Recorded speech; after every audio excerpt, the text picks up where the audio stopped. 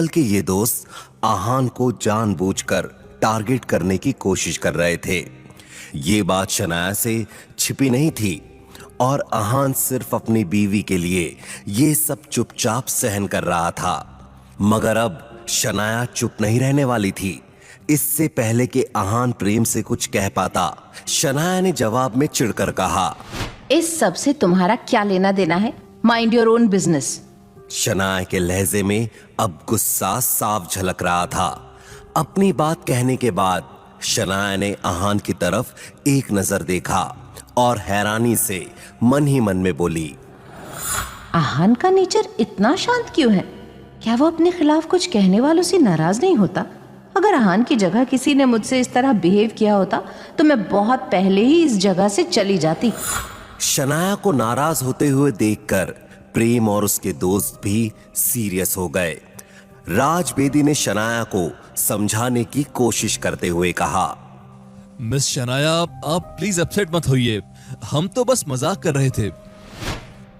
शनाया कुछ और भी कहने वाली थी पर आहान ने उसके हाथ पर अपना हाथ रख दिया। शनाया ने उसकी तरफ देखा तो आहान ने आंखों ही आंखों में उसे बात को आगे ना बढ़ाने का इशारा कर दिया। अब उस प्राइवेट रूम का माहौल थोड़ा ऑकवर्ड हो गया था। शनाया गिल जैसी होशियार और स्मार्ट बिजनेस वुमेन आहान के लिए इतनी प्रोटेक्टिव और पॉजिटिव कैसे हो सकती थी? शनाया के उस रिएक्शन ने रूम में मौजूद हर किसी को हैरान कर दिया था। रूपल ने दिल ही दिल में कहा, शनाया, तुम्हें क्या हो गया यार? इस आहान ने तुम पर कोई जादू किया है या तुम सच में इस गुड फॉर नथिंग लड़के के प्यार में अंधी हो गई हो? Oh god, I can't take this.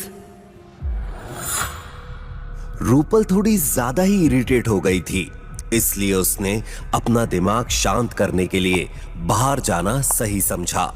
वो सीधा रूम से निकलकर वॉशरूम में गई और अपना चेहरा धोकर थोड़ी फ्रेश हो गई।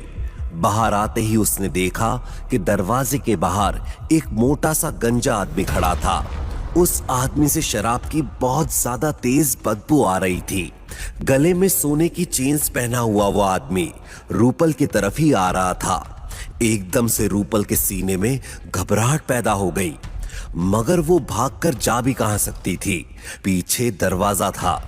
रूपल ने देखा कि उस मोटे आदमी का हाथ रूपल के चेहरे की तरफ बढ़ रहा था। डर के मारे एकदम से रूपल ने कुछ सोचा और अपने सामने खड़े उस गंजे और मोटे आदमी को लात मार दी। वैसे तो रूपल की किक की वजह से वो आदमी कुछ कदम पीछे हट गया, मगर उसे देखकर ऐसा नहीं लग रहा था कि वो गुस्सा था। रूपल की हैरानी के लिए उल्टा वो आदमी हंसने लगा। लड़के, तुम तो बहुत एनर्जेटिक हो। वैसे एक बात बताओ, क्या ये एनर्जी मुझे बेड पर भी देखने को मिलेगी? उस आदमी की कही ये बात सुनकर रूपल के चेहरे पर नफरत उतर आई।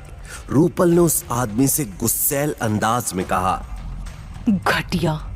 ये कहकर वो प्राइवेट रूम में वापस जाने लगी कि तभी उस गंजे और मोटे आदमी ने रूपल का पीछा करते हुए कहा, मैं घटिया?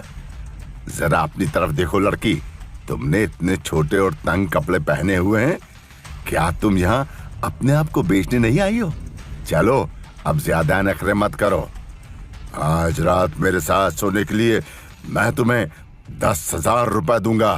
चलो। अपने आखिरी शब्द बोलते हुए उस गंजे और मोटे आदमी ने रूपल की कमर को पकड़ लिया था।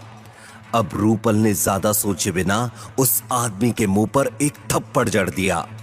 अपने आप को उस आदमी की पकड़ से छुड़ाने की कोशिश में रूपल ने वो थप्पड़ कुछ ज्यादा ही जोर से मारा था। उस गंजे और मोटे आदमी का चेहरा एक लड़की के थप्पड़ से सूज गया था और उसी सूजन की वजह से जब इस बार उस आदमी ने रूपल की तरफ देखा तो वो बहुत ही डरावना लग रहा था। उसने गुस्से से रूपल की तरफ देखकर कहा, बेशर्म लड़की, अब तो मैं तुम्हारी जान लेकर ही दम लूंगा। उस आदमी की ऐसी धमकी सुनकर रूपल डर गई। अगले ही पल वो गंजे और मोटे आदमी ने हाथ में पकड़ी हुई विस्की की बोतल रूपल की तरफ फेंक दी। रूपल इतनी घबराई हुई थी कि उसके मन में विस्की की बोतल से बचने का भी ख्याल नहीं आया। रूपल ने बिना कुछ सोचे समझे घबराहट के मारे अपनी आंखें बंद कर दी। 1 सेकंड, 2 सेकंड, 5 सेकंड भी हो गए, मगर वो बोतल रूपल तक नहीं पहुंची। इसलिए क्यूरियोसिटी के मारे रूपल ने अपनी आंखें खोल ली। आंखें खुलते ही रूपल ने देखा कि एक बड़े से हाथ ने उस विस्की की बोतल को पकड़ लिया था। रूपल ने फिर क्यूरियोसिटी से ये देखने के लिए अपनी नजरें उठाई कि वो हाथ किसका था। अगले ही पल रूपल की आंखें खुली की खुली रह गई, क्योंकि जिसने उस विस्की की बोतल से रूपल को बचाया था वो कोई और नहीं, आहान था। आहान ने बिना किसी ताकत का इस्तेमाल किए विस्की की बोतल पकड़ ली थी।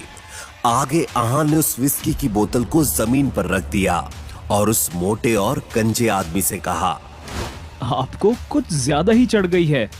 आहान के बीच में इंटरफेयर करने की वजह से उस मोटे और गंजे आदमी को गुस्सा आ गया। उसने आहान से नफरत भरे अंदाज में कहा, अच्छा, तो अब मैं बताता हूँ कि मुझे कितनी चढ़ी हुई है। अपनी बात कहते हुए उस मोटे और गंजे आदमी ने गुस्से से अपनी मुट्ठियां कस ली और आहान की तरफ अपना हाथ बढ़ा दिया। मगर ये अटैक आहान के लिए बच्चे का खेल था और उसने कमर में किक करके उस आदमी को जमीन पर गिरा दिया। आहान के इस मूवमेंट से रूपल हैरान थी। उस बिचारी को अपनी आंखों पर यकीन नहीं हो रहा था। तभी प्रेम मल्होत्रा और राज बेदी वहां पर शोर सुनकर भागते हुए आए। डरी हुई रूपल को देखकर उन्होंने सवाल करते हुए कहा, क्या हुआ है? क्या तुम ठीक हो रूपल? रूपल ने जवाब देते हुए जमीन पर गिरे हुए आदमी की तरफ गुस्से से देखा और बोली, ये मोटा सुअर बदतमीज कहीं का, इसने आसपास किसी के ना होने की वजह से मेरा फायदा लेने की कोशिश की। रूपल की ये बात सुनकर अब प्रेम मल्होत्रा की आंखों में नाराजगी दिखने लगी। उसने इस मैटर की पूरी जिम्मेदारी अपने हाथों में लेने का फैसला कर लिया। आफ्टर ऑल, प्राइड रेस्टोरेंट उसके ही फैमिली बिजनेस का हिस्सा था, इसलिए उसने कुछ सोचा और कहा, ब्लडी हेल, तुम्हारी हिम्मत कैसे हुई रूपल के साथ ऐसा करने की, घटिया आदमी? अपनी बात कहते हुए प्रेम मल्होत्रा जाकर उस मोटे और गंजे आदमी के हाथ पर खड़ा हो गया। जरूर उस आदमी के हाथ की कोई हड्डी टूटी थी, इसलिए वो दर्द से करहाने लगा। मगर प्रेम मल्होत्रा को इस बात से कोई फर्क नहीं पड़ा। उल्टा राज बेदी ने भी उस मोटे आदमी को कई बार किक किया। वो दोनों इस सिचुएशन में कुछ ज्यादा ही बेरहमी दिखा रहे थे। ये देखकर आहान को अच्छा नहीं लगा। अपने सामने चल रहे इस तमाशे को देखकर आहान ने मन ही मन में कहा, ये दोनों उस आदमी को कुछ ज्यादा ही पीट रहे हैं। भले ही वो कुछ किए बिना चुपचाप मार खा रहा है, मगर उसने जो कपड़े पहने हैं, जो जूते पहने हैं और उसकी वॉच, ये सब बहुत महंगी ब्रांड्स के हैं। ये बात तो साफ है कि ये आदमी कोई आम शराबी नहीं है। अगर ज्यादा मार पड़ने से इस आदमी को कुछ हो गया तो अच्छा नहीं होगा। मैं नहीं चाहता कि इतनी सी बात के लिए हम सब किसी बड़ी मुसीबत में पड़ जाएं। आहान ने देखा कि प्रेम मल्होत्रा और राज बेदी रुकने का नाम ही नहीं ले रहे थे, इसलिए आहान ने उन दोनों को रोकते हुए कहा, बस करो, इसे इसकी सजा मिल गई है।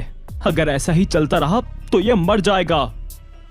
आहान ने अपनी ये बात अच्छे इरादे से कही थी। ऐसी बात नहीं थी कि आहान को उस मोटे और गंजे आदमी पर तरस आ रहा था, लेकिन ये मामला जितना सीधा लग रहा था उतना था नहीं। मगर ये लड़के कहां समझने वाले थे। राज बेदी ने आहान से अपनी बहादुरी दिखाते हुए कहा, आहान भैया, आप किस बात से डर रहे हैं? हम नहीं चाहते कि इस सब की जिम्मेदारी आप अपने सर ले लें। राज बेदी की बात खत्म होते ही प्रेम मल्होत्रा ने अपना बड़प्पन दिखाते हुए कहा, और अगर ये मोटा सांड यहाँ मर भी गया तो कोई फिक्र नहीं, मैं इस होटल का मालिक हूँ। इस मैटर को आसानी से सेटल डाउन कर दूंगा। उन दोनों लड़कों की ऐसी नादानी भरी बातें सुनकर आहान ने सर पकड़ लिया और रूपल ने मुंह बनाते हुए मन ही मन में सोचा, कहाँ मैं इस गुड फॉर नथिंग लड़के को थैंक्स कहने के मूड में थी और इस बेवकूफ आहान ने डरपोकों वाली बात कर दी। एक ही तो अच्छा इंप्रेशन था, आहान ने वो भी ज्यादा देर टिकने नहीं दिया।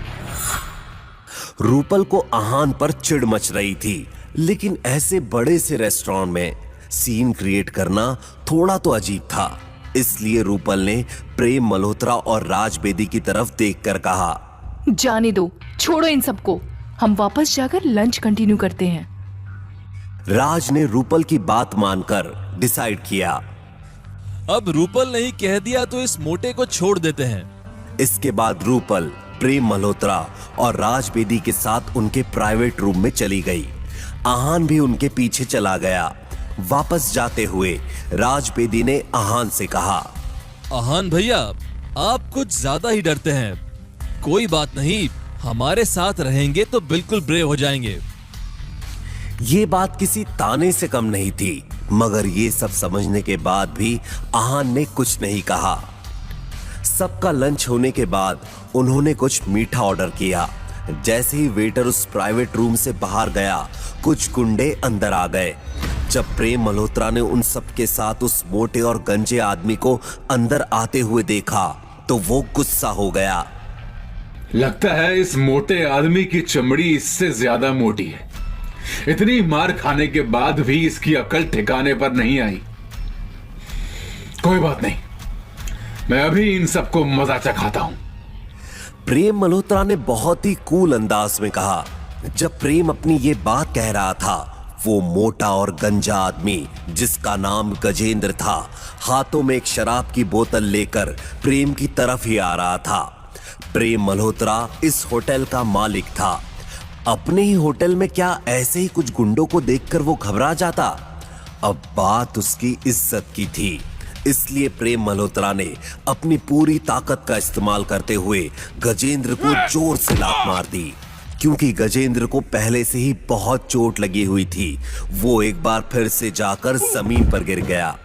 अपने साथी की ऐसी हालत को देखकर अब बाकी गुंडे भी प्रेम से लड़ने के लिए तैयार हो गए। लेकिन प्रेम मल्होत्रा कोई सीधा साधा फाइटर नहीं था, उसे कराटे में ब्लैक बेल्ट मिला था। एक एक करके प्रेम मल्होत्रा ने गजेंद्र के सारे साथियों को हरा दिया। अब जब सब जमीन पर गिरे हुए थे तो प्रेम मल्होत्रा बड़े ही कूल अंदाज में गजेंद्र के पास गया और बोला, तुम सब तो गुंडे कहलाने के लायक ही नहीं हो। प्रेम की जीत पर पारस अग्रवाल ने उसे चीयर करते हुए कहा, वाह मेरे शेर प्रेम, मेरे भाई, वाह कमाल कर दिया।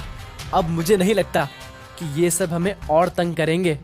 ये बात सुनने के बाद प्रेम मल्होत्रा अपने दोस्तों की तरफ पलटा और अपने हाथ और कपड़े साफ करते हुए लड़कियों की तरफ देखकर बोला, रूपल, मिस शनाया, क्या आप ठीक हैं?